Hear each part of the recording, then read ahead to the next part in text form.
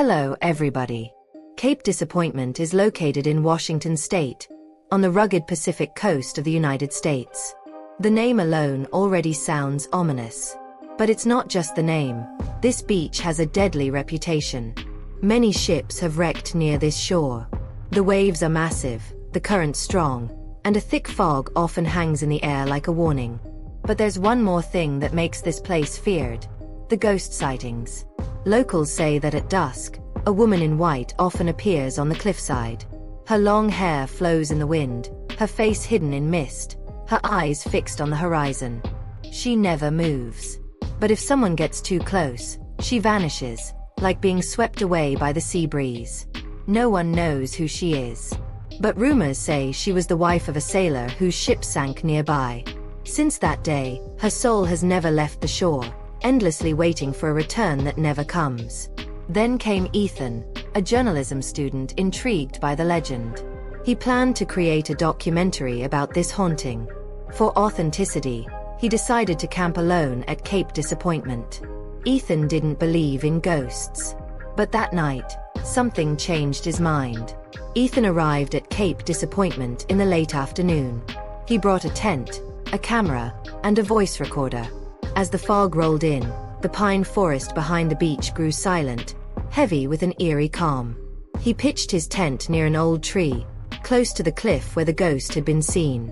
While waiting for nightfall, he wandered along the beach. The only sounds were crashing waves and the wind. But Ethan felt a presence, like eyes watching from somewhere unseen. At sunset, he began filming. Sitting in front of his tent, he spoke to the camera about the ghost story and the tragic history of the beach. Suddenly, the camera light flickered. It blinked off, then on again. A strange whisper came through the microphone, like wind, but not wind. Ethan stopped talking. He turned toward the cliff. There, faintly visible in the mist, stood the figure of a woman in white. Her dress rippled in the breeze. Ethan froze, then slowly raised his camera. But just as he focused, she vanished. Heart pounding, he returned to the tent, only to find the flap open. He was sure he had zipped it shut. Inside, his gear was scattered. The camera had fallen. The recorder was playing on its own.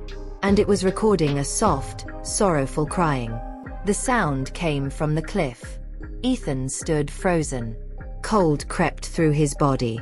He realized he wasn't alone that night. Ethan gripped his flashlight tightly. He stepped out of the tent, following the faint cries drifting from the cliff.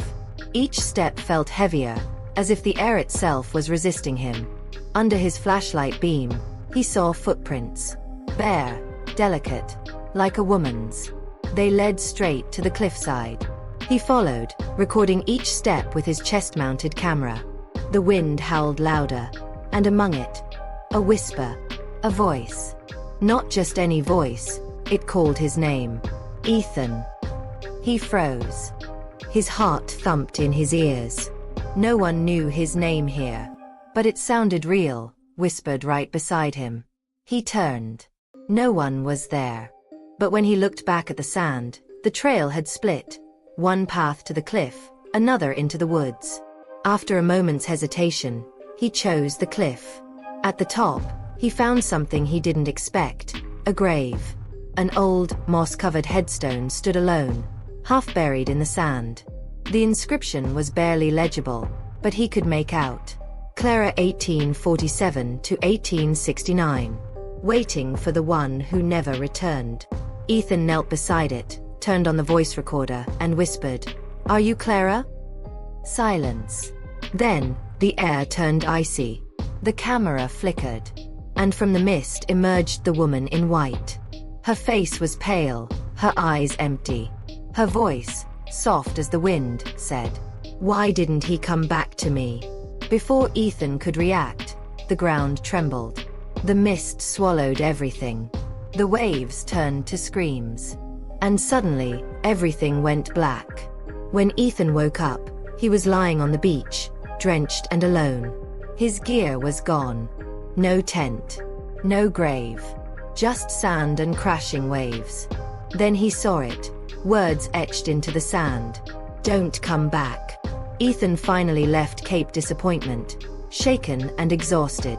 He walked along the highway until a passing fisherman gave him a ride to the nearest town.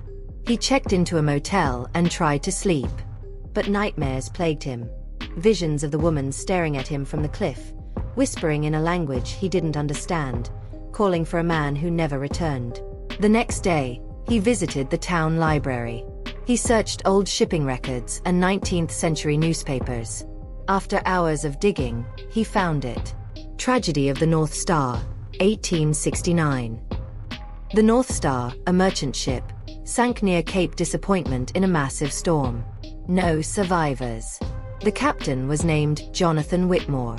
His wife, Clara Whitmore, vanished days later, believed to have taken her own life out of grief. Clara, the name on the headstone. The woman in white. Everything aligned. Ethan sat frozen. All his footage was gone. His recorder had stopped working the moment the crying began. But he had something more important: the truth. He later published his story online. Many dismissed it as fiction. But some comments stood out. I heard that crying once when I camped there. My brother saw her 5 years ago. You're not the only one, Ethan.